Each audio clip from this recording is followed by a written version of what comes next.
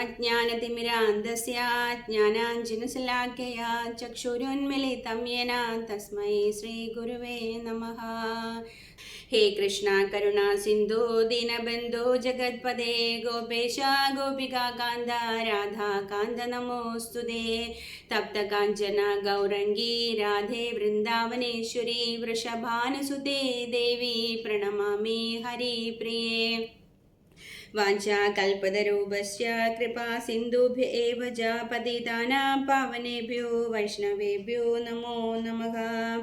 नमो ॐ विष्णुपादाय कृष्णपृष्ठाय भूतले श्रीमते भक्तिवेदान्त स्वामिनिधि नामिने। नमस्ते सारस्वते देवे गौरवाणी प्रचारिणे निर्विशेषा शून्यवादी पाश्चात्यदेशतारिणे। जय श्री कृष्ण चैतन्य प्रभु नित्यानंद श्री अद्वैत गदाधर श्रीवासदि गौरभक्तवृंद। हरे कृष्णा कृष्ण कृष्ण हरे हरे हरे राम राम राम हरे हरे। नारायणं नमस्कृत्यं नरं चैव नरोत्तमं देवीं सरस्वतीं व्यासं ततो जयमुदीरयेत्। नष्टप्रायेषु अभद्रेषु नित्यं भागवतसेवया भगवतीरुत्तमश्लोके भक्तिर्भवति नैष्टिकी। मूकं करोति वाचालं पङ्गुं लङ्घयते गिरिं यत्कृपादमहं वन्दे श्रीगुरुदिनदारिणं परमानन्दमाधवं श्रीचैतन्यमीश्वरम्। ॐ नमो भगवते वासुदेवाय। ॐ नमो भगवते वासुदेवाय। ॐ नमो भगवते वासुदेवाय। ഹരേ കൃഷ്ണ. എല്ലാവർക്കും ശ്രീമദ് ഭാഗവതം ക്ലാസ്സിലേക്ക് സ്വാഗതം. ഇന്ന് നമ്മൾ ചർച്ച ചെയ്യുന്നത് ഒന്നാമത്തെ സ്കന്ധത്തിലെ അധ്യായം 10-ലെ 19-ാമത്തെ ശ്ലോകമാണ്. അശ്രൂയന്താശിഷ്യ സത്യാസ്തത്ര തത്ര ദ്വിജേരിതഃ ന അനുരൂപാനുരൂപാശ്ച നിർഗുണസ്യ ഗുണാത്മനഃ. പദാനുപദ അർത്ഥം: അശ്രൂയന്ത ശ്രവിച്ച ശേഷം, ആശിഷഃ ആശീർവാദം, സത്യ സർവസത്യങ്ങളും, തത്ര ഇവിടെ, തത്ര അവിടെ, ദ്വിജ ഈരിതഃ വിജ്ഞാനിയായ ബ്രാഹ്മണരാൽ ഉച്ചരിക്കപ്പെട്ടു, ന അല്ല, അനുരൂപ അനുരൂപമാക്കുന്നു, ച ഊം നിർഗുണസ്യ നിരപേക്ഷകന്റെ, ഗുണ ആത്മനഃ മനുഷ്യഭാഗം അവതരിപ്പിക്കുന്നു.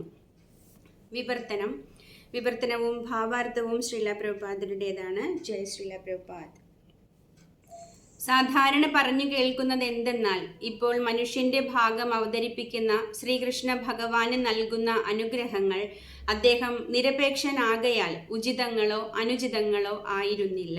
നമ്മൾ ഇപ്പോൾ കണ്ടുകൊണ്ടിരിക്കുന്നത് ശ്രീകൃഷ്ണ ഭഗവാൻ ദ്വാരകയിലേക്ക് പ്രയാണം ചെയ്യുന്നതിനെ കുറിച്ചിട്ടാണ്. അപ്പോൾ ഇതിന് മുൻപുള്ള ശ്ലോകങ്ങളിലെല്ലാം നമ്മൾ കണ്ടു അല്ലേ, ഭഗവാൻ പുറപ്പെടാൻ തുടങ്ങുന്ന സമയത്ത് എല്ലാവരും വളരെ ദുഃഖിതരായിട്ട് ഭഗവാന്റെ പിന്നാലെ വരുന്നതൊക്കെയാണ് നമ്മൾ കണ്ടത്. ഇപ്പോൾ ഭീഷ്മദേവന്റെ വിയോഗത്തിന് ശേഷം യുധിഷ്ഠിര മഹാരാജാവിൻ്റെ അഭ്യർത്ഥന മാനിച്ചിട്ടാണ് ഭഗവാൻ കുറച്ച് മാസങ്ങൾ കൂടി ഹസ്തിനപുരിയിൽ ചിലവഴിക്കുന്നത്.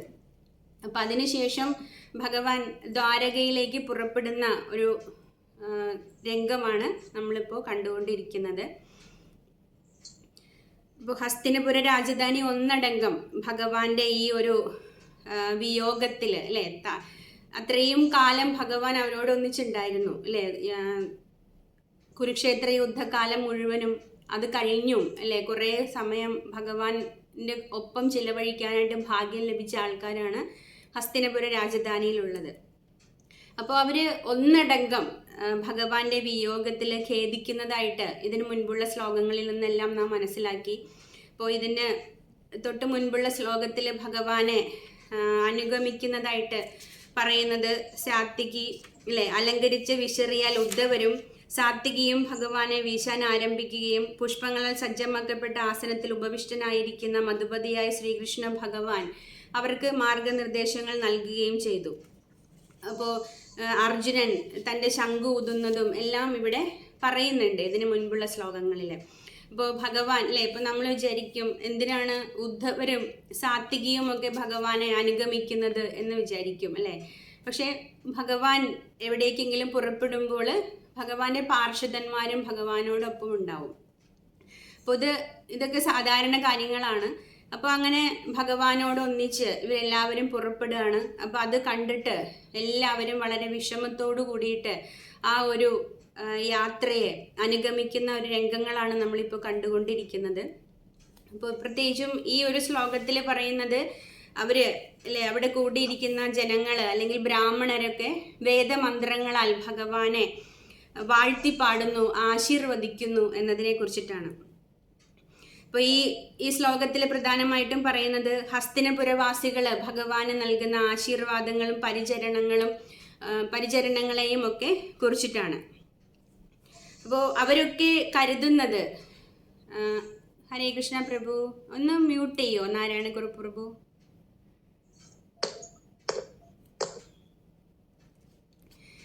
അപ്പോൾ ഈ ഒരു ശ്ലോകത്തിൽ പറയുന്നത് ശ്രീകൃഷ്ണ ഭഗവാന് ഹസ്തിനപുരവാസികൾ നൽകുന്ന സ്നേഹവും ആശീർവാദവും പരിചരണങ്ങളും ഒരു മനുഷ്യൻ എന്ന നിലയിൽ അല്ലേ, ഭഗവാനെയും ഒരു മനുഷ്യൻ എന്ന നിലയിൽ അവർ കരുതുന്നത് കൊണ്ടാണ് അവർ ഇത്തരത്തിലൊക്കെ പെരുമാറുന്നത് എന്ന് പറയാണ്.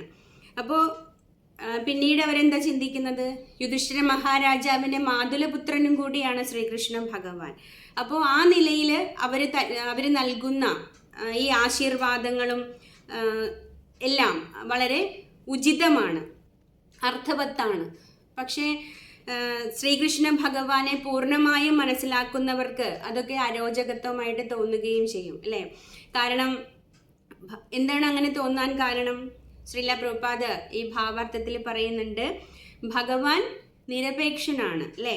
അദ്ദേഹത്തിന് ഇതിൻ്റെ ഒന്നും യാതൊരു ആവശ്യവുമില്ല. അദ്ദേഹത്തിന് ഭൗതിക ബന്ധുക്കളെയും ഒന്നിനും വേണ്ടിയിട്ട് ആശ്രയിക്കേണ്ട ആവശ്യമില്ല. ആ ഒരു പ്രത്യക്ഷ ജ്ഞാനത്തിൽ ഈ ആശീർവാദങ്ങളൊക്കെയും അനുചിതമായിരുന്നു എന്ന് പറയാണ്, അതായത് ഉചിതമല്ലാത്തവയായിരുന്നു. ഭഗവാനെ സംബന്ധിച്ചിട്ട് പറയുകയാണെങ്കിൽ അല്ലേ, ഭഗവാൻ നിരപേക്ഷനാണ്, നിർഗുണനാണ് അല്ലേ. നിർഗുണൻ എന്ന വാക്ക് കേൾക്കുമ്പോൾ പെട്ടെന്ന് നമ്മളുടെ മനസ്സിലേക്ക് വരുന്നത് അല്ലേ, ഒന്നിനും കൊള്ളാത്തവൻ, യാതൊരു ഗുണങ്ങളും ഇല്ലാത്തവൻ എന്നാണ്. മായാവാദികൾ ഏറ്റവും കൂടുതൽ ഭഗവാനെ ക്രിട്ടിസൈസ് ചെയ്യാനായിട്ട് ഉപയോഗിക്കുന്നത് ഈ നിർഗുണൻ എന്ന പദമാണ്. അപ്പം അവർ പറയുന്നത് ഒരു ഗുണങ്ങളെ ഇല്ലാത്ത ഒരാളാണ് അല്ലേ, അതാണ് ഭഗവാനെ കുറിച്ചിട്ട് അവരെപ്പോഴും പറയുന്നത്. പക്ഷേ നിർഗുണൻ എന്ന വാക്കിൻ്റെ യഥാർത്ഥ അർത്ഥം എന്നാൽ എന്താണ്? ഒരു ഗുണങ്ങളും ബാധിക്കാത്ത ആള് എന്നാണ് അല്ലേ. ഭഗവാൻ ഈ ത്രിഗുണങ്ങൾക്കെല്ലാം ഉപരിയായിട്ട് സ്ഥിതി ചെയ്യുന്ന ആളാണ്. അപ്പം അദ്ദേഹത്തിന് ഈ ത്രിഗുണങ്ങൾ ഒന്നും തന്നെ ബാധിക്കുന്നില്ല എന്ന അർത്ഥത്തിലാണ് നിർഗുണൻ എന്ന പദം ഭഗവാനെ പ്രകീർത്തിക്കാൻ വേണ്ടിയിട്ട് ഉപയോഗിക്കുന്നത്. ഇത്തരം യാതൊരു ഗുണങ്ങളും ബാധിക്കാത്ത ഭഗവാനെ ഇത്തരം ആശീർവാദങ്ങളുടെ ഒന്നും വാഴ്ത്തിപ്പാടൽ ആവശ്യമില്ല എന്ന് പറയാണ്.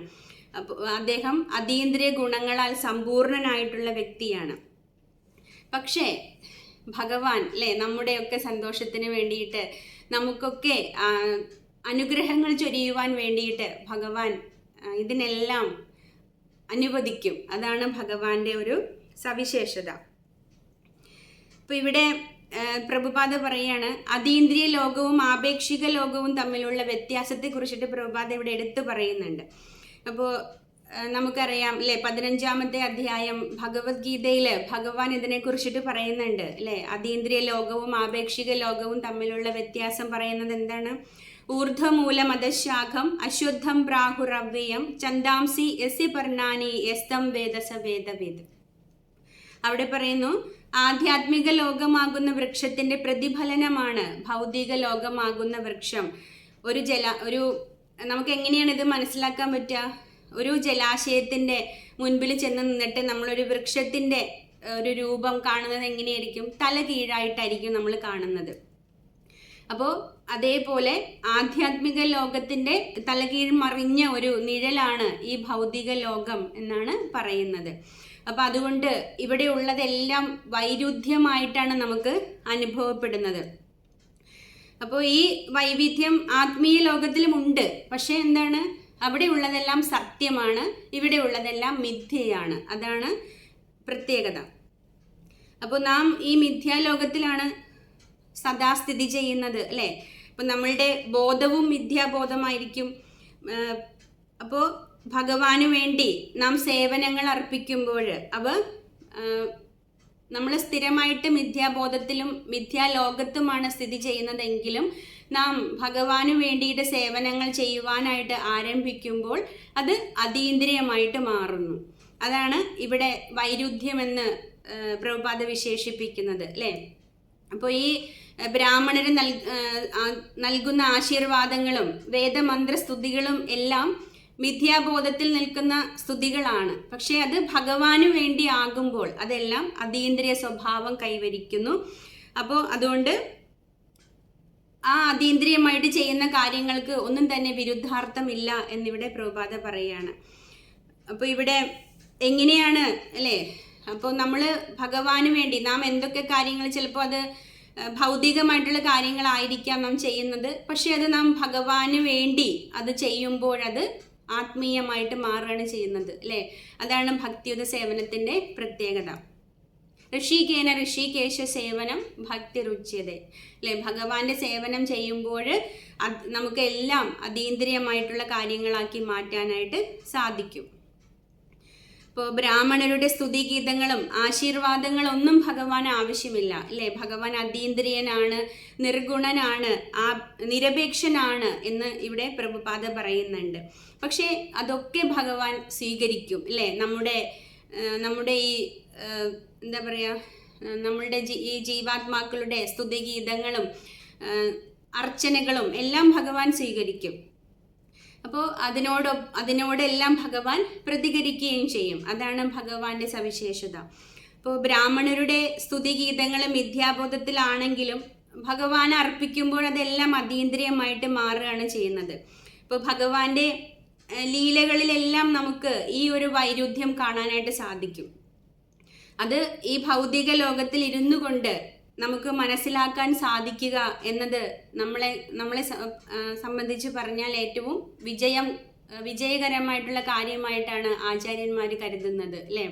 അപ്പോൾ ഈ ഭൗതിക ലോകത്തിൽ ഇരുന്നു കൊണ്ട് ഭഗവാൻ ചെയ്തിട്ടുള്ള ലീലകളുടെ മഹാത്മ്യം നാം മനസ്സിലാക്കുമ്പോൾ അതിൽ ഭഗവാൻ ചെയ്യുന്ന പല കാര്യങ്ങളും ആദ്യകാലത്തൊക്കെ, അല്ലെങ്കിൽ കൃഷ്ണാവബോധത്തിലേക്ക് വരുന്നതിന് മുൻപ് എന്തിനാണ് ഇങ്ങനെയൊക്കെ ചെയ്യുന്നത്, ഇതിൻ്റെയൊക്കെ വല്ല ആവശ്യമുണ്ടോ എന്നൊക്കെയുള്ള ചോദ്യങ്ങൾ നമ്മുടെ മനസ്സിലുണ്ടായിരുന്നു. പക്ഷേ പതിയെ പതിയെ ഭഗവാനെ മനസ്സിലാക്കാനായിട്ട് നാം ശ്രമിച്ചപ്പോൾ, അല്ലേ, ഭഗവാന്റെ അനുഗ്രഹം നമ്മളിലേക്ക് വന്നപ്പോൾ നമുക്ക് അതിൻ്റെയൊക്കെ ആ ഒരു ആന്തരിക അർത്ഥം മനസ്സിലാവുകയും എന്തിനു വേണ്ടിയിട്ടാണ് ഭഗവാൻ ഇതൊക്കെ ചെയ്യുന്നത് എന്ന് നമുക്ക് ബോധ്യപ്പെടുകയും ചെയ്തു. അപ്പോൾ നമുക്ക് പണ്ടുണ്ടായിരുന്ന, ഞാൻ എന്നെക്കുറിച്ചാട്ടോ പറയുന്നത്, പണ്ടുണ്ടായിരുന്ന ആ ഒരു എന്താ പറയുക, ഒരു വിരോധം അല്ലെങ്കിൽ ഒരു അകൽച്ച അതൊക്കെ മാറാനായിട്ട് വളരെയധികം സാധിച്ചിട്ടുണ്ട്. കാരണം നമ്മൾ എപ്പോഴും ഭഗവാനെ കുറിച്ചിട്ട് പറയുമ്പോൾ, അല്ലേ, നമ്മുടെ നാട്ടിലൊക്കെ പറയുന്നത് ഭഗവാൻ രാധാറാണിയെ പറ്റിച്ച ആളാണ്, 16,108 ഭാര്യമാരുള്ള ആളാണ് എന്നൊക്കെയുള്ള ആ ഒരു രീതിയിലാണ് ഭഗവാനെ കുറിച്ചിട്ട് എൻ്റെ മനസ്സിലുണ്ടായിരുന്ന ചിത്രം. അപ്പോൾ ആദ്യ സമയത്തൊക്കെ ഞാൻ കൃഷ്ണാവബോധത്തിലേക്ക് വരുന്നതിന് മുൻപ് ഇവിടെ എൻ്റെ പ്രഭുവായിട്ട് യുദ്ധം വരെ ചെയ്തിട്ടുണ്ട്. കൃഷ്ണൻ ഇങ്ങനെ രാധാറാണിയെ പറ്റിച്ചതാണ്, 16,108 ഭാര്യമാരുണ്ട്, അങ്ങനത്തെയൊക്കെയുള്ള നിലയിൽ ഞങ്ങൾ അടിവരെ കൂടിയിട്ടുണ്ട്. പക്ഷേ കുറച്ച് കഴിഞ്ഞപ്പോൾ, അല്ലേ, അതൊക്കെ പതിയെ പതിയെ ഭഗവാൻ തന്നെ നമുക്ക് റിവീൽ ചെയ്ത് തന്നപ്പോൾ അതൊക്കെ മാറിപ്പോയി. എന്തിനു വേണ്ടിയിട്ടാണ് ഭഗവാൻ 16,108 ഭാര്യമാരെ സ്വന്തമാക്കിയത് എന്നൊക്കെ നാം മനസ്സിലാക്കുമ്പോൾ നമുക്ക്, അല്ലേ, ഭഗവാനോടുള്ള ആദരവ്, ബഹുമാനം അതൊക്കെ വർദ്ധിക്കുകയാണ് ചെയ്തത്, അല്ലേ? ഭഗവാൻ ഭക്തവത്സലനാണ് എന്ന് മനസ്സിലാക്കുമ്പോൾ വല്ലാത്തൊരു സ്നേഹം നമ്മുടെ മനസ്സിൽ തോന്നും. അപ്പോൾ 16,108 ഭാര്യമാരെ ഭഗവാൻ, അല്ലേ, വെറുതെ ഒരാവശ്യമില്ലാതെ അല്ലെങ്കിൽ കുറേ ആൾക്കാരെ ഭാര്യമാരെ ആക്കണമെന്നൊരു നിലയിൽ ഒരിക്കലും ചെയ്തതല്ല, അല്ലേ? അവര് തീർച്ചയായിട്ടും അർഹിക്കുന്ന ഒരു കാര്യം തന്നെയാണ് ചെയ്തത്. അസുരൻ തട്ടിക്കൊണ്ട് പോയി കഴിഞ്ഞാൽ പിന്നീട് ആ കന്യകമാർക്കൊരു അസ്തിത്വമില്ല എന്ന് മനസ്സിലാക്കുമ്പോഴാണ് ഭഗവാൻ അവരെ ഭാര്യമാരായിട്ട് സ്വീകരിക്കുന്നത്. അപ്പോൾ അതൊക്കെ ഭഗവാന്റെ ഭക്തവാത്സല്യമാണ് സൂചിപ്പിക്കുന്നത്. അപ്പോൾ ഭഗവാന്റെ ലീലകളിലെല്ലാം നമുക്ക് ഈ ഒരു വൈരുദ്ധ്യം നമുക്ക് കാണാനായിട്ട് സാധിക്കും. അപ്പോൾ നമുക്കതൊക്കെ പതുക്കെ പതുക്കെ നമുക്കതൊക്കെ മനസ്സിലാക്കാനായിട്ട് സാധിക്കണം. അതിനു വേണ്ടിയിട്ടാണ് നാം ഈ സാധന ഭക്തിയെല്ലാം ചെയ്യുന്നത്. അപ്പോൾ ഈശോപനിഷത്തിലെ ഈ വൈരുദ്ധ്യങ്ങളെ കുറിച്ചിട്ട് പറഞ്ഞാൽ, ഈശോപനിഷത്തിൽ ഒരു ശ്ലോകം പറയുന്നുണ്ട്, തന്നേ ജതി തത്തേ ജതി തന്നേ ജതി തദ്ദൂരേ തദ്വന്തികേ എന്നൊരു ശ്ലോകമുണ്ട്. അപ്പം അതിൽ പറയുന്ന എന്താണ്? ഭഗവാൻ നടക്കുന്നു എന്നാൽ നടക്കുന്നില്ല, അല്ലെ? ഭഗവാൻ വളരെ ദൂരെ ഗോലോക വൃന്ദാവനത്തിൽ സ്ഥിതി ചെയ്യുന്നു, പക്ഷേ ഭഗവാൻ വളരെ അടുത്തുമാണ്, അല്ലേ? ശരിയല്ലേ? ഭഗവാൻ ഗോലോക വൃന്ദാവനത്തിലാണ് ഇരിക്കുന്നത്, പക്ഷേ നമ്മുടെ ഓരോരുത്തരുടെയും ഹൃദയാന്തർഭാഗത്ത് ഭഗവാൻ സ്ഥിതി ചെയ്യുന്നുമുണ്ട്. അപ്പോൾ ഇതാണ് വൈരുദ്ധ്യം എന്ന് പറയുന്നത്. അപ്പം ഇനി ഭഗവാന്റെ ലീലകളിലേക്ക് നോക്കിയാൽ, ദാമോദര ലീലയിലേക്ക് നോക്കിയാൽ എന്താ കാണാൻ പറ്റുക? ഭയം പോലും ഭഗവാനെ ഭയന്നാണ് കഴിയുന്നത് എന്ന് ശാസ്ത്രങ്ങളിൽ പറയുന്നുണ്ട്, അല്ലേ? ആ ഭഗവാൻ, അല്ലേ, അങ്ങനെയുള്ള ഭഗവാൻ, ഭയം പോലും ഭയപ്പെടുന്ന ഭഗവാൻ യശോദ മാതാവിൻ്റെ ഒരു ചാൺ വടിയുടെ മുൻപിൽ പേടിച്ച് ഓടുന്ന കാഴ്ചയാണ് നാം ദാമോദര ലീലയിൽ കാണുന്നത്, അല്ലേ? ഭഗവാൻ വളരെ പേടിച്ച് ഇങ്ങനെ പിന്നോട്ട് തിരിഞ്ഞു നോക്കി അമ്മ വരുന്നുണ്ടോ എന്ന് നോക്കി ഇങ്ങനെ ഓടി ഓടി പോകുമ്പോൾ പട്ടുകോണകം അഴിഞ്ഞു പോകുന്നതും ഭഗവാന്റെ താമര ഇതളുകളും പോലെയുള്ള കണ്ണുകൾ നിറഞ്ഞു വന്നിട്ട് ഭഗവാൻ അത് കൂടെ കൂടെ, അല്ലേ, കണ്ണ് നിറഞ്ഞു വരുമ്പോൾ ഓടാൻ പറ്റില്ല, കണ്ണ് കാണാൻ പറ്റുന്നില്ല. അപ്പോൾ ഇങ്ങനെ കൂടെ കൂടെ കണ്ണുകൾ തുടച്ച് ഇങ്ങനെ തിരിഞ്ഞു നോക്കിക്കൊണ്ട് ഭഗവാൻ ഭയന്ന് ഓടുകയാണ്. അപ്പോൾ ആ സമയത്ത് കൺമഷിയെല്ലാം കലങ്ങി ഭഗവാന് കാഴ്ചയ്ക്ക് തടസ്സം വരുന്നു. അങ്ങനെ അദ്ദേഹത്തിൻ്റെ എന്താ പറയുക, ബിംബ പഴം പോലെയുള്ള ചുണ്ടുകളെല്ലാം വളരെ വിതുമ്പി ചുമന്ന് വരുന്നതിനെ കുറിച്ചിട്ടൊക്കെ ദാമോദര ലീലയിൽ വർണ്ണിക്കുന്നുണ്ട്. രുദന്തം മുഹുർനേത്ര യുഗ്മം മൃജന്തം കരാംഭോജയുഗ്മേന സാദംഗനേത്രം മുഹുർശ്വാസകംബാത്രിരേഖാംഗകണ്ഠാ സ്ഥിതാഗ്രൈവം ദാമോദരം ഭക്തിബദ്ധം. ഇവിടെ എന്താ പറയുക? യശോദ മാതാവിൻ്റെ കയ്യിൽ വടി കണ്ട് ഭയന്ന് ഓടുകയാണ് ഭഗവാൻ. അപ്പോൾ തൻ്റെ താമര ഇതളുകൾ പോലെ മനോഹരങ്ങളായ ആ കണ്ണുകൾ രണ്ട് കരങ്ങളാലും ഇങ്ങനെ തിരുമ്മി കരഞ്ഞുകൊണ്ട് ഉണ്ണികൃഷ്ണൻ ഓടുന്നതിനെ കുറിച്ചിട്ടാണ് ഇവിടെ പറയുന്നത്. അപ്പോൾ കരഞ്ഞുകൊണ്ട് ഇങ്ങനെ, അല്ലേ, കരയുമ്പോൾ എന്താ, നമ്മുടെ ശ്വാസോച്ഛ്വാസം ഇങ്ങനെ വളരെ വേഗത്തിലാകും. അപ്പോൾ ഭഗവാന്റെ ശംഖിനെ പോലെ മനോഹരമായിട്ടുള്ള കണ്ഠത്തിൽ ചാർത്തിയിരിക്കുന്ന മുത്തുമാലകൾ ഇങ്ങനെ അങ്ങോട്ടും ഇങ്ങോട്ടും അനങ്ങിക്കൊണ്ടിരിക്കുന്നു എന്നാണ് പറയുന്നത്. മുഹുർശ്വാസ കമ്പ ത്രിരേഖാംഗ കണ്ഠ. അപ്പോൾ ആ മുത്തുമാലകൾ കഴുത്തിൽ ഇങ്ങനെ ഇളകിക്കൊണ്ടിരിക്കുന്നതിനെ കുറിച്ചിട്ടാണ് ഇവിടെ സത്യവ്രത മുനി പറയുന്നത്. അപ്പോൾ ഇനി പൂതനാമോക്ഷം നോക്കിയാലോ, അല്ലേ? നമ്മളെ സംബന്ധിച്ചിട്ട് പറയുകയാണെങ്കിൽ ഇത് വൈരുദ്ധ്യമാണ് നമ്മൾ പറയുന്നത്, അല്ലേ? അപ്പോൾ പൂതനാമോക്ഷത്തിലേക്ക് നോക്കിയാൽ എന്താ കാണാൻ പറ്റുക? ഒരാൾ നമ്മളെ കൊല്ലാൻ വരികയാണ്, അല്ലേ? അപ്പോൾ നമ്മൾ എന്തായിരിക്കും ചെയ്യുക? അയാളെ തിരിച്ച് ആക്രമിക്കുക, എങ്ങനെയെങ്കിലും കീഴ്പ്പെടുത്തുക. തരം കിട്ടിയാൽ ചിലപ്പോൾ നമ്മൾ അയാളെ കൊല്ലും. ഇതാണ് നമ്മുടെ അവസ്ഥ. പക്ഷെ ഭഗവാൻ എന്താണ് ചെയ്തത്? ഭഗവാൻ ചെയ്തത് വളരെ എന്താ പറയുക, വളരെ മനോഹരമായിട്ടുള്ള കാര്യമാണ്, അല്ലേ? ശ്രീമദ് ഭാഗവത്തിൽ പറയുന്നു, അകോപകീയം സ്തനകാളകൂടം ജിഘാംസയാ പായേദപ്യസ്വാധി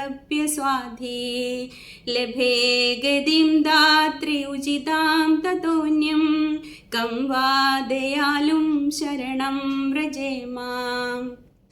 അവിടെ പറയാണ്, വിശ്വസിക്കാൻ കൊള്ളാത്തവളും മാറിൽ മാരകമായ വിഷം പുരട്ടി കുടിപ്പിക്കാൻ ശ്രമിച്ചവളുമായ ഒരു രാക്ഷസിക്ക് മാതാവിൻ്റെ സ്ഥാനം നൽകിയ ഭഗവാനേക്കാൾ കരുണയുള്ള മറ്റാരെ ഞാൻ അഭയം പ്രാപിക്കും എന്ന് ചോദിക്കുകയാണ്. അപ്പോൾ ഭഗവാൻ, അല്ലേ, തന്നെ കൊല്ലാൻ വന്ന പൂതന എന്ന രാക്ഷസിക്ക് മാതാവിൻ്റെ സ്ഥാനമാണ് നൽകിയത്. അപ്പോൾ അവര് ചെയ്യാൻ വന്ന കൃത്യങ്ങളെല്ലാം ഭഗവാൻ മറന്ന്, അല്ലേ, ഭഗവാൻ ഒരു നിമിഷ നേരത്തേക്കെങ്കിലും അവരുടെ മാറിൽ നിന്ന് പാല് കുടിച്ചു എന്നുള്ള ആ ഒരു, അല്ലെങ്കിൽ അമ്മയെ പോലെ അവര് ഭഗവാന്റെ അടുത്തേക്ക് വന്നു എന്നുള്ള ആ ഒരൊറ്റ പരിഗണയിലാണ് ഭഗവാൻ അവർക്ക് മാതാവിൻ്റെ സ്ഥാനം നൽകിയിട്ട് ആദരിച്ചത്. ഇപ്പോൾ ഭഗവാന്റെ ഓരോ ലീലകളിലും നമുക്ക് ഈ ഒരു വൈരുദ്ധ്യം കാണുവാനായിട്ട് സാധിക്കും. അതുപോലെ സർവശക്തിമാനായിട്ടുള്ള സർവ്വലോകത്തിൻ്റെയും നാഥനായിട്ടുള്ള ഭഗവാൻ അർജുനന്റെ സാരഥിയായിട്ട് കുരുക്ഷേത്ര ഭൂമിയിൽ വന്നത് നാം എല്ലാവരും കണ്ടതാണ്. ഇപ്പോൾ നമ്മൾ ആരെങ്കിലും അങ്ങനെ ആരുടെയെങ്കിലും ഡ്രൈവറായിട്ട് പോകുമോ? ഒരിക്കലും നമ്മൾ അത്തരം പ്രവൃത്തികളൊന്നും ചെയ്യാൻ താല്പര്യപ്പെടില്ല. പക്ഷേ ഭഗവാൻ തൻ്റെ ഭക്തർക്ക് വേണ്ടിയിട്ട് എന്തും ചെയ്യും, ഏത് വേഷവും സ്വീകരിക്കും, ഏത് രൂപത്തിലും ഭഗവാൻ വരും. ഇപ്പോൾ അർജുനന്റെ സാരഥിയായിട്ട് ഭഗവാൻ വന്നതിലൂടെ ഭഗവാന്റെ കീർത്തിയാണ് അവിടെ ഉയർന്നത്. പാർത്ഥസാരഥി എന്ന പേരിൽ ഭഗവാന്റെ നാമം ഉയർത്തപ്പെട്ടു.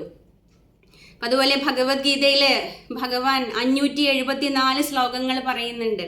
അപ്പൊ ഇത്രയും ശ്ലോകങ്ങൾ പറഞ്ഞിട്ട് ഭഗവാൻ തൻ്റെ ഭക്തന് നാശമില്ല എന്ന് പറയാനായിട്ട് അർജുനനെയാണ് ഏൽപ്പിക്കുന്നത്. ഇപ്പോൾ എന്തുകൊണ്ടാണ്?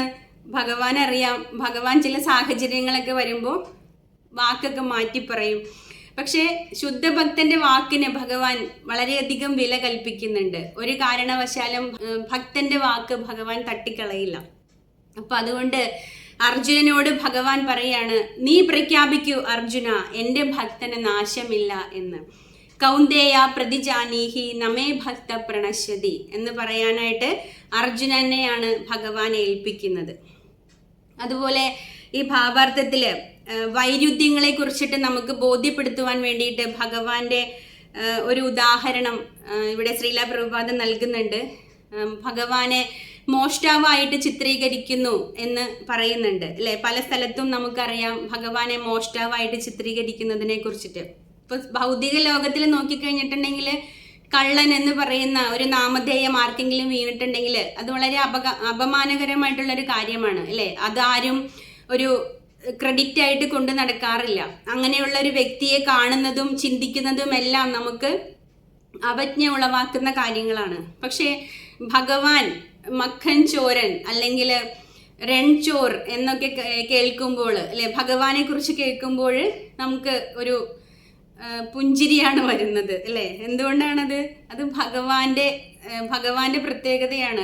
ഭഗവാനെ മഖൻ ചോർ എന്ന് വിളിക്കുമ്പോൾ വൃന്ദാവനവാസികൾ ഏറ്റവും കൂടുതൽ സന്തോഷം അനുഭവിക്കുന്ന ഒരു കാര്യമാണ്.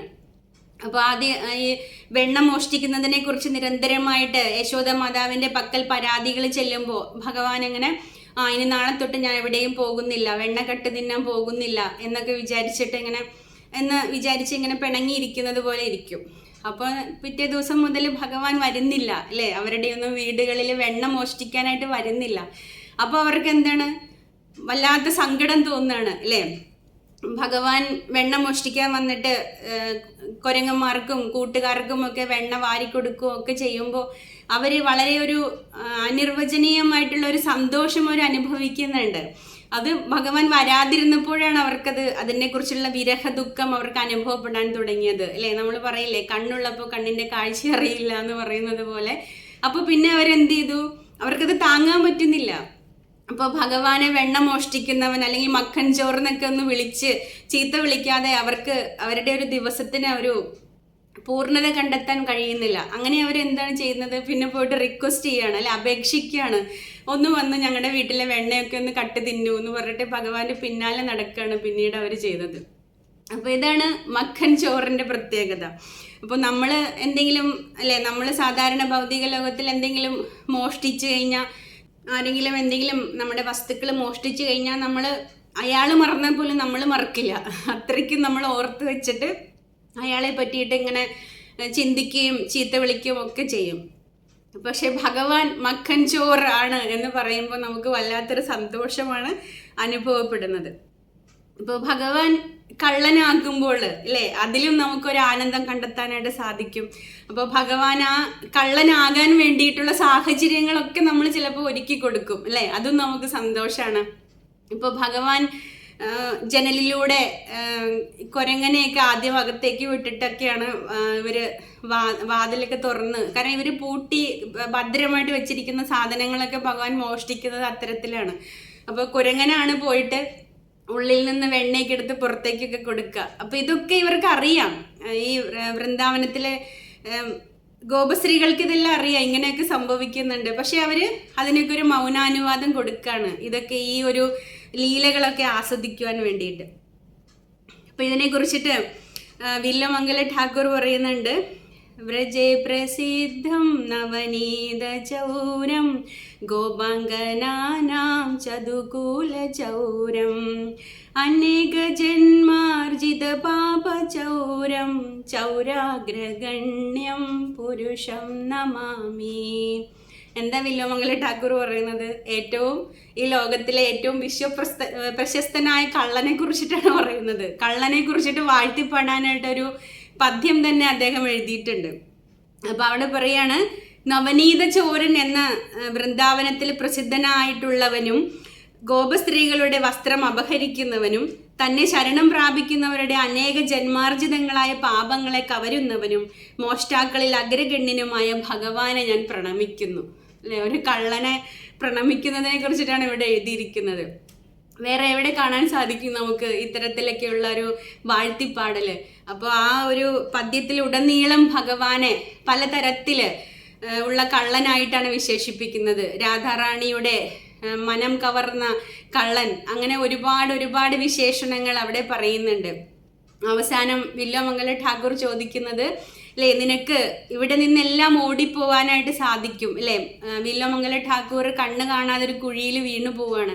അപ്പൊ വീണു പോകുമ്പോൾ അവിടെ നിന്നിട്ട് ഭഗവാൻ വന്ന്, ഒരു ചെറിയൊരു ബാലൻ വന്നിട്ട് വില്വമംഗല ഠാക്കൂറെ കൈ പിടിച്ചിട്ട് ഇങ്ങനെ ഉയർത്തും.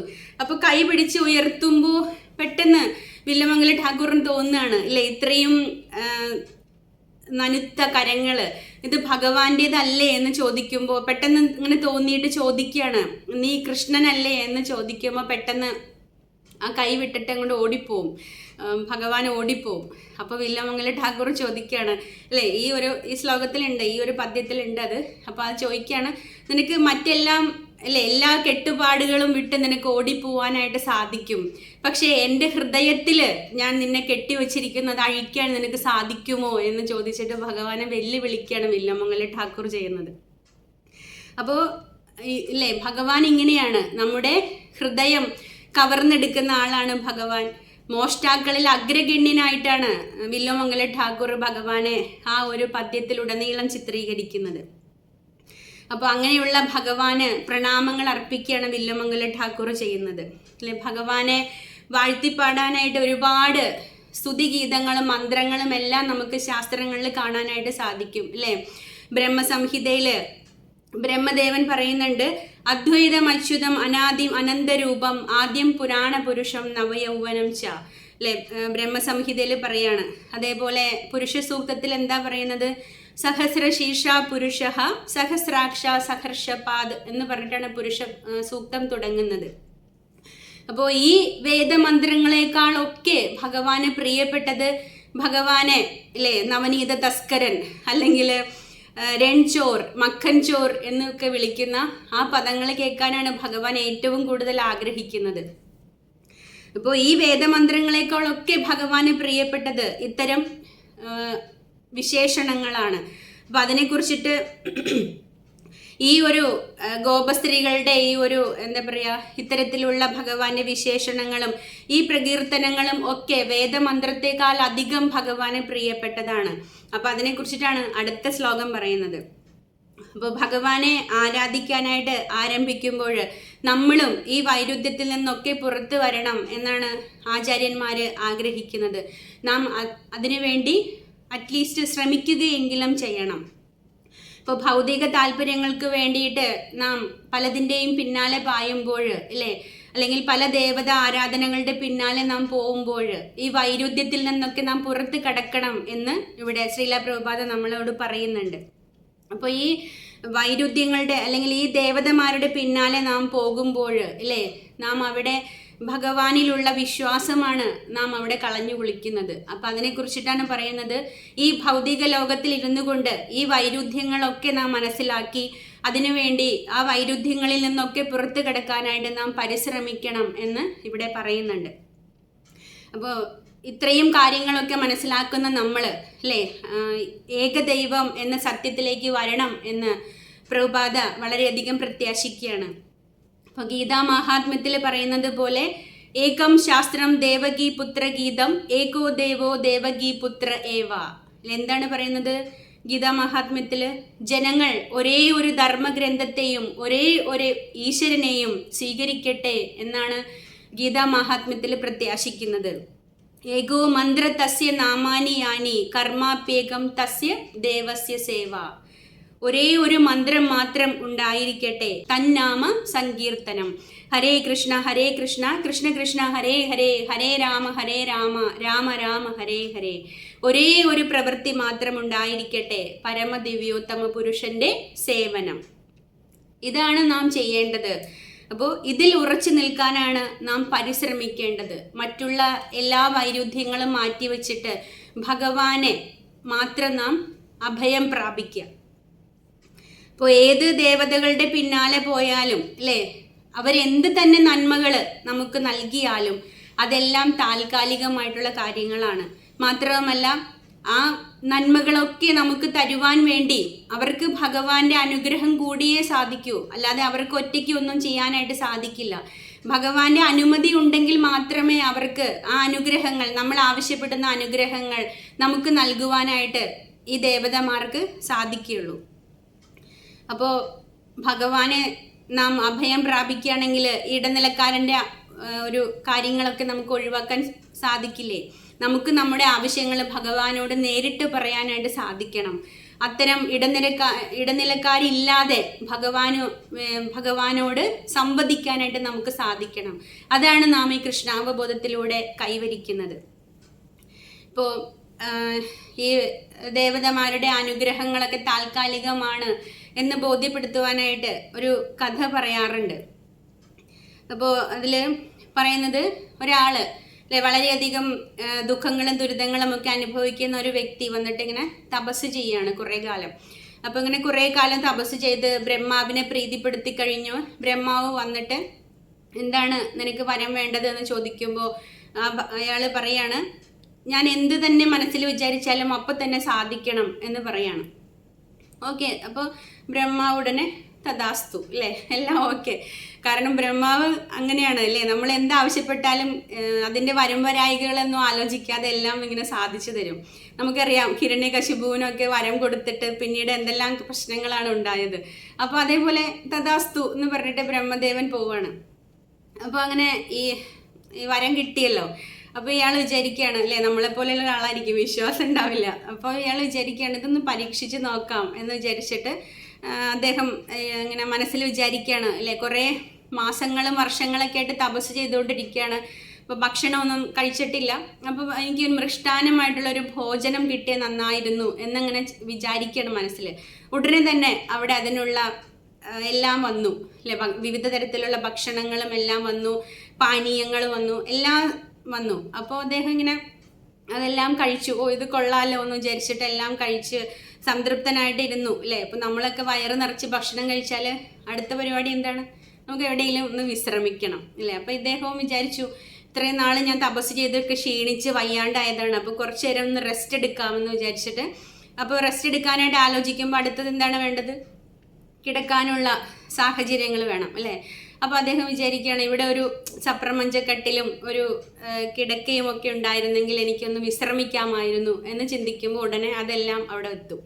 അപ്പോൾ അദ്ദേഹം അതിൽ കയറി കിടന്ന് ഇങ്ങനെ ഉറങ്ങാനായിട്ട് തുടങ്ങാണ്. അപ്പോൾ പെട്ടെന്നൊരു ചിന്ത വന്നു അല്ലേ, ഞാൻ ഇവിടെ കിടന്നങ്ങനെ ഉറങ്ങിപ്പോകുന്ന സമയത്ത് ഏതെങ്കിലും വന്യമൃഗങ്ങൾ, കടുവയോ പുലിയോ അങ്ങനെ എന്തെങ്കിലും വന്ന് എന്നെ ആക്രമിച്ചാലോ എന്ന് ചിന്തിക്കുമ്പോൾ ഉടനെ എന്താണ്, കടുവ വന്നിട്ട് പുള്ളിനെ ആക്രമിച്ച് മഹാപ്രസാദ ഗോവിന്ദ്. അപ്പോൾ അതോടുകൂടിയിട്ട് അദ്ദേഹം ഇത്രയും നാളും കഷ്ടപ്പാട് പോയി, എന്താ പറയുക, അനുഗ്രഹം പോയി, എല്ലാം പോയി. അപ്പോൾ ഇതാണ് ദേവതമാരെ നമ്മൾ പ്രീതിപ്പെടുത്തുമ്പോൾ ഇതൊക്കെ താൽക്കാലികമായിട്ട് വരുന്ന അനുഗ്രഹങ്ങളാണ്. അപ്പോൾ ഇതാണ് ദേവതമാരുടെ ഒരു പ്രശ്നം എന്ന് പറയുന്നത് ഇതാണ്. അപ്പോൾ അവർ നമുക്ക് അനുഗ്രഹങ്ങൾ തരും. അനുഗ്രഹങ്ങൾ തരുന്നതിന് യാതൊരു മടിയുമില്ലാത്ത ആൾക്കാരാണ് ദേവതമാർ അല്ലെ. അവർ അതിനു വേണ്ടി തന്നെയാണ് നിലകൊള്ളുന്നത്. പക്ഷേ നമുക്ക് ആ അനുഗ്രഹങ്ങൾ ആത്യന്തികമായിട്ടുള്ള നന്മ വരുത്തുമോ എന്നതിനെ കുറിച്ചിട്ടൊന്നും അവർ ആലോചിക്കാറില്ല. പക്ഷേ ഭഗവാൻ തരുന്ന അനുഗ്രഹങ്ങൾ അങ്ങനെയല്ല. ആ ഭഗവാൻ തരുന്ന അനുഗ്രഹങ്ങൾ ചിലപ്പോൾ ഇല്ലേ എല്ലാവരും പറയും നമ്മൾ കുറെ എന്തിനാണെന്ന് എല്ലാവരും ദേവതമാരുടെ പിന്നാലെ പോകുന്നത്? പ്രസാദികളാണ് അവർ അല്ലേ, പെട്ടെന്ന് തന്നെ അവർ പ്രസാദിക്കും. പക്ഷെ ഭഗവാൻ ചിലപ്പോൾ അത്ര പെട്ടെന്ന് നമ്മളോട് റെസിപ്രോക്കേറ്റ് ചെയ്യണം എന്നില്ല, നമ്മളോട് പ്രതികരിക്കണമെന്നില്ല. പക്ഷേ നമുക്ക് വേണ്ടുന്ന സമയത്ത് വേണ്ട രീതിയിൽ ശരിയായ നിർദ്ദേശങ്ങൾ നൽകാനായിട്ട് ഭഗവാൻ എപ്പോഴും നമ്മുടെ കൂടെ ഉണ്ടാവും. അതിന് യാതൊരു സംശയവും വേണ്ട. അത്തരം അനുഗ്രഹങ്ങളൊക്കെയും നമുക്ക് ആത്യന്തികമായിട്ട് നന്മ വരുത്തുന്ന കാര്യങ്ങൾ തന്നെയായിരിക്കും ഭഗവാൻ നമുക്ക് തരുന്നത്. ഭഗവാന്റെ അനുഗ്രഹം മൂലം നമുക്ക് ഒരു പ്രശ്നവും ഒരിക്കലും നമുക്ക് ഉണ്ടാവില്ല. അതിന് യാതൊരു സംശയവും വേണ്ട. അപ്പോൾ ഭാഗവതത്തിൽ തന്നെ പറയുന്നുണ്ട്, യഥാ തരൂർ മൂല നിഷേചനേന തൃപ്ത്യന്തി തദ് ഭുജോപശാഖ അല്ലേ. ആ ശ്ലോകത്തിൽ എന്താ പറയുന്നത്? ഒരു വൃക്ഷത്തിന്റെ ശിഖരങ്ങളിലും ഇലകളിലും പൂക്കളിലും കായ്കളിലും ഒക്കെ ജലം നമ്മൾ പ്രത്യേകം എത്തിക്കുന്നതിന് പകരം എന്തു ചെയ്യണം? ആ വൃക്ഷത്തിന്റെ ചുവട്ടിൽ വെള്ളം ഒഴിച്ചാൽ മതി എന്നാണ് പറയുന്നത് അല്ലേ. അതിന്റെ വേര് ആ ജലം വലിച്ചെടുത്തിട്ട് എല്ലാ ഭാഗത്തേക്കും എത്തിക്കും. നമുക്ക് പ്രത്യേകിച്ച് പോയിട്ട് ശിഖരങ്ങളിലും ഇലകളിലും ഒന്നും വെള്ളം തളിക്കേണ്ട ആവശ്യമില്ല. അപ്പോൾ ഒരേപോലെ എല്ലായിടത്തും ജലം എത്തിക്കുവാനായിട്ട് ആ വൃക്ഷത്തിന്റെ ചുവട്ടിൽ മാത്രം നാം വെള്ളം ഒഴിച്ചാൽ മതി. അപ്പോൾ ഭഗവാനെ മാത്രം ആരാധിച്ചാൽ മതി അല്ലെ. ഭഗവാൻ ഒരു വടവൃക്ഷത്തെ പോലെ നമുക്ക് അനുഗ്രഹം ചെയ്യാനായിട്ട് നിലകൊള്ളാണ്. അപ്പോൾ ആ ഭഗവാനെ മാത്രം നാം ആരാധിച്ചാൽ ഇലകളും ശാഖകളും പൂക്കളും ആകുന്ന ഈ ദേവതന്മാര് അതിലൂടെ സംതൃപ്തി അടയും. അപ്പോൾ അവരെ നാം പ്രത്യേകം പോയിട്ട് ആരാധിക്കേണ്ട യാതൊരു ആവശ്യവുമില്ല. ഇപ്പോൾ കൃഷ്ണാവബോധത്തിലേക്ക് വരുമ്പോൾ അല്ലെ, ഇത്രയും നാളും ഞാൻ ശിവ ആരാധന ചെയ്തതാണ്, അല്ലെങ്കിൽ ദേവി ആരാധന ചെയ്തതാണ്, അയ്യപ്പന്റെ ആരാധന ചെയ്തതാണ്, അവരൊക്കെ എന്നെ ശപിക്കില്ലേ, എന്നെ അവർ ഉപദ്രവിക്കില്ലേന്നോ അങ്ങനെയുള്ള ചിന്തകളുടെ ഒന്നും ആവശ്യമില്ല. കാരണം അവരെല്ലാവരും പ്രാർത്ഥിക്കുന്നത്, അനുഗ്രഹത്തിന് വേണ്ടിയിട്ട് അപേക്ഷിക്കുന്നത് ഭഗവാനോടാണ്, ശ്രീകൃഷ്ണ ഭഗവാനോടാണ്. അപ്പോൾ ആ ഭഗവാനെ തന്നെ നമുക്ക് അഭയം പ്രാപിക്കാൻ സാധിച്ചാൽ, നമ്മുടെ ആവശ്യങ്ങളും ആഗ്രഹങ്ങളും ഒക്കെ ആ ഭഗവാനോട് നേരിട്ട് സംവദിക്കാൻ സാധിച്ചാൽ അതല്ലേ ഏറ്റവും നല്ലത്. ഒരു ഇടനിലക്കാരൻ്റെ ആവശ്യം നമ്മുടെ ജീവിതത്തിൽ നിന്ന് നമുക്ക് ഒഴിവാക്കാനായിട്ട് സാധിക്കും. അപ്പോൾ ഭഗവാൻ നമുക്ക് ആത്യന്തികമായിട്ട് നന്മ ചൊരിയുന്ന കാര്യങ്ങളെല്ലാം നമ്മുടെ ജീവിതത്തിൽ തരികയും ചെയ്യും. അപ്പോൾ ഒരിക്കൽ ഒരു പുസ്തക വിതരണത്തിലൊക്കെ വളരെയധികം കേമനായിട്ടിരിക്കുന്ന ഒരു ഭക്തൻ ഉണ്ടായിരുന്നു വൃന്ദാവനത്തിൽ. അപ്പോൾ നമ്മളിപ്പോൾ ഭാഗവതം ക്ലാസ് കേൾക്കാനിരുന്നാൽ അവിടെയും വന്നിട്ട് അദ്ദേഹം ഇങ്ങനെ പുസ്തകം വിതരണം ചെയ്യും. അപ്പം അത്രയും മിടുക്കനായിട്ട് ഉത്സാഹത്തോടു കൂടിയിട്ട് പുസ്തക വിതരണം ചെയ്യുന്ന ഒരു ഭക്തനായിരുന്നു. അത് ശ്രീല പ്രഭുപാദരുടെ ശിഷ്യനായിരുന്നു. അപ്പോൾ ഒരു ദിവസം അദ്ദേഹം പ്രഭുപാദരുടെ അടുത്ത് വന്നപ്പോൾ കഴുത്തിൽ ഇങ്ങനെ ഒരു പ്രത്യേകതരം മാല കിടക്കുകയാണ്. കണ്ടിമാലയ്ക്ക് പകരം അദ്ദേഹം ഈ ഒരു മാലയാണ് കഴുത്തിൽ ധരിച്ചിരിക്കുന്നത്. അപ്പോൾ ശ്രീല പ്രഭുപാദർ കണ്ടപ്പോൾ ഇങ്ങനെ ഇതിനെ പറ്റിയിട്ട് ചോദിക്കുകയാണ്. അപ്പോൾ അദ്ദേഹം പറയാണ്, എനിക്ക് കുറച്ച് കാലങ്ങളായിട്ട് കേതുവിൻ്റെ അപഹാരമാണ്, അപ്പോൾ അതുകൊണ്ട് ഈ ഒരു മാല ധരിക്കാനായിട്ട് ജ്യോതിഷി പറഞ്ഞു എന്ന് മറുപടി പറയാണ്. അപ്പോൾ പ്രഭുപാദർ ഇങ്ങനെ കുറച്ചു നേരം അദ്ദേഹത്തിൻ്റെ നേരെ ഇങ്ങനെ നോക്കിക്കൊണ്ട് നിന്നിട്ട് ചോദിക്കും, നീ എൻ്റെ ശിഷ്യനാണ് അല്ലേ, കൃഷ്ണന് ശരണാഗതി പ്രാപിച്ചവനാണ്, ഇതിനിടയ്ക്ക് എവിടെ നിന്നാണ് കേതു വന്നത് എന്ന് ചോദിക്കും. അപ്പോൾ ആ ഭക്തനും ഇങ്ങനെ വല്ലാണ്ടായിട്ട് ഇങ്ങനെ നിൽക്കുക. അപ്പോൾ പ്രഭുപാദർ പറയാണ്, ഭഗവാന്റെ ഒരു ശ്ലോകത്തിലൂടെ കേതുവിനെ ആട്ടിപ്പായിക്കാനായിട്ട് നിനക്ക് സാധിക്കില്ലേ എന്നിങ്ങനെ ചോദിക്കുകയാണ്. അപ്പോൾ ചോദിക്കുമ്പോൾ ഉടനെ തന്നെ പ്രഭുപാദരുടെ ആ ഒരു നിർദ്ദേശം അല്ലെങ്കിൽ പ്രഭുപാദർ എന്താണ് ഉദ്ദേശിക്കുന്നത് എന്ന് ബോധ്യപ്പെട്ടപ്പോൾ പെട്ടെന്ന് ആ ഭക്തൻ ആ കഴുത്തിൽ നിന്ന് ആ മാല ഊരിയിട്ട് ഡസ്റ്റ്ബിന്നിലേക്ക് ഇടും.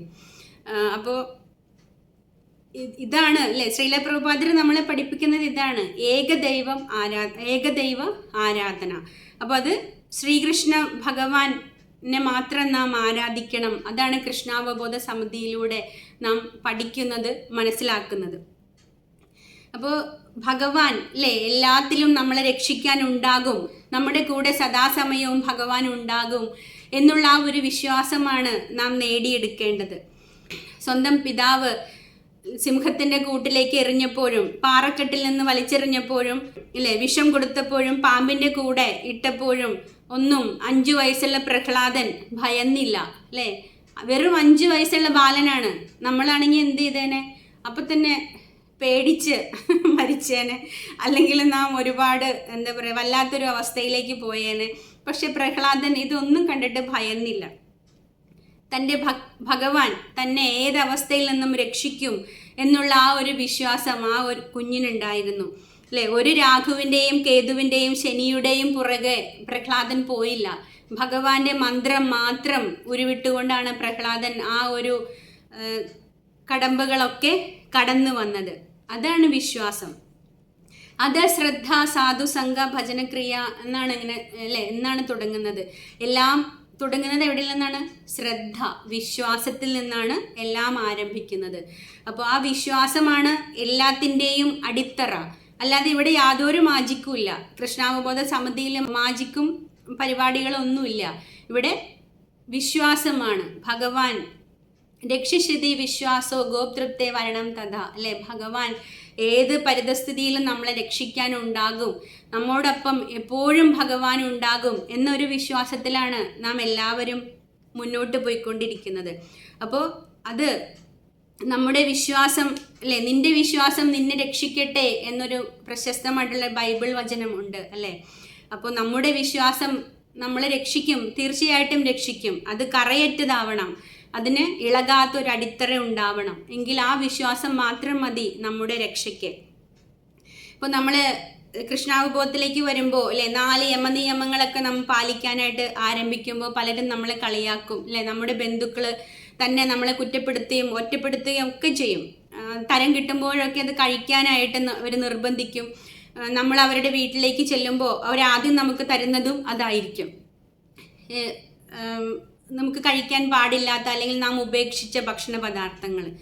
അപ്പോൾ നമ്മൾ എന്ത് ചെയ്യും അല്ലേ, അവരെയൊക്കെ പ്രീതിപ്പെടുത്താൻ വേണ്ടി അവരെ സന്തോഷിപ്പിക്കാൻ വേണ്ടിയിട്ട് നമ്മുടെ അത്രയും നാളത്തെ ഒരു തീരുമാനങ്ങളൊക്കെ മാറ്റിവെച്ച് നാം അതിനു വേണ്ടിയിട്ട് ആ ഒരു ചെറിയ കാര്യം ചെയ്യാനായിട്ട് നാം തുനിഞ്ഞാൽ അല്ലേ, അപ്പോൾ അവരവിടെ വിജയിച്ചു. ഇത്രയും നാളും നമ്മളെ അവർ കളിയാക്കി ഒറ്റപ്പെടുത്തി പലതും ചെയ്തതു. അപ്പോൾ അവർ വിജയിക്കുകയാണ് അവിടെ ചെയ്യുന്നത്. അപ്പോൾ നമ്മൾ എന്തിനു വേണ്ടിയും നമ്മുടെ വിശ്വാസങ്ങളെ ബലി കൊടുക്കരുത് എന്ന് ഞങ്ങളുടെ ശിക്ഷാഗുരു ഞങ്ങളോട് കൃഷ്ണാവബോധ യാത്ര തുടങ്ങിയ സമയത്ത് ഞങ്ങളോട് പറഞ്ഞു തന്നിരുന്നു.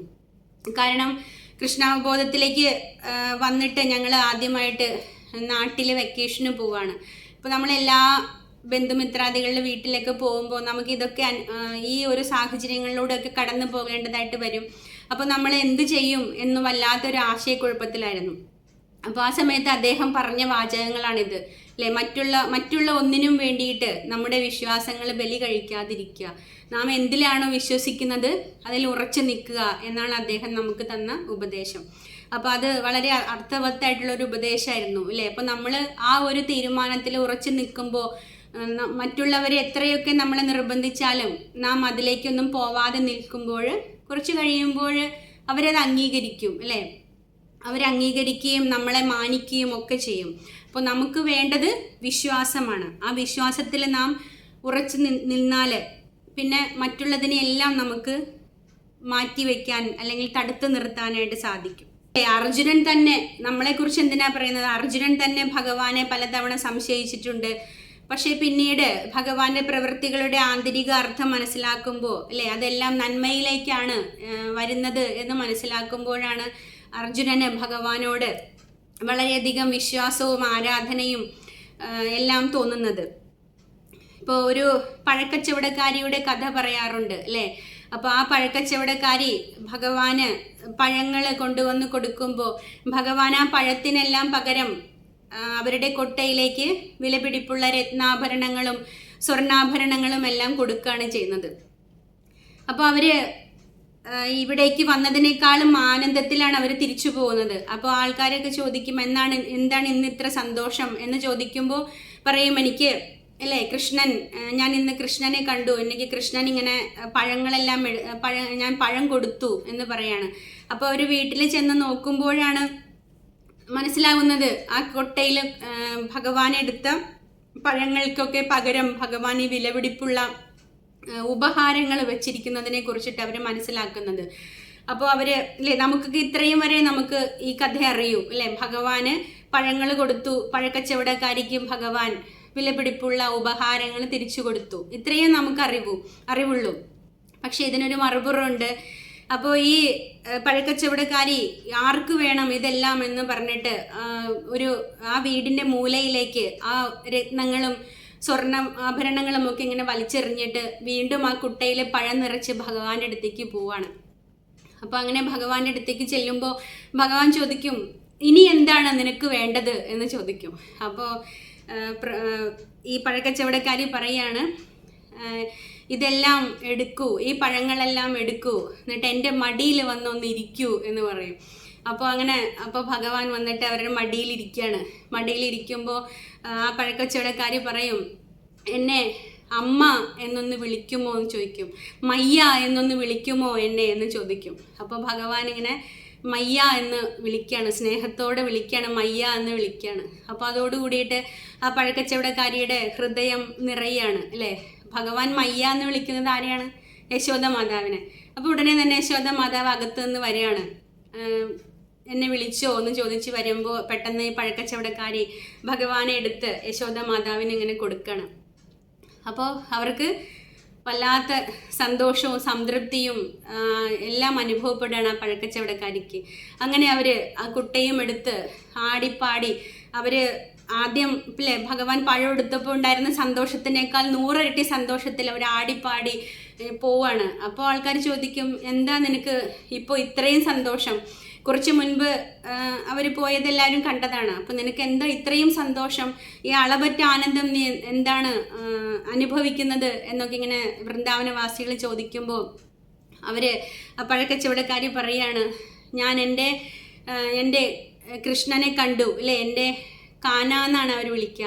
ഇന്ന് എൻ്റെ കാന എന്നെ അമ്മ എന്ന് വിളിച്ചു, എൻ്റെ മടിയിൽ വന്നിരുന്നു.